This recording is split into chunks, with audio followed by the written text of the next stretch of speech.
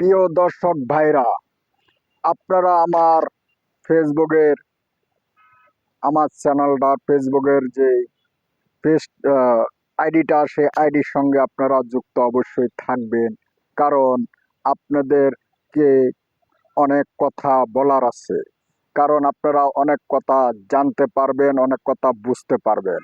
কারণ আমি যেটা বলেছি সেটাই হলো বাস্তব। এর আগে আমি একটা ভিডিওতে বলেছিলাম যে জান্নাত জিন্দা মানুষের জন্য না, জান্নাত হলো মরা মানুষের জন্য।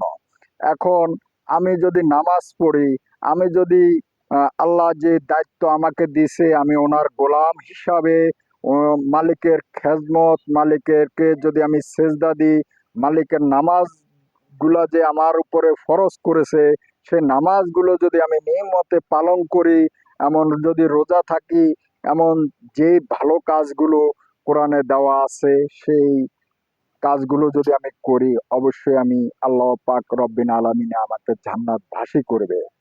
খোদা হাফেজ।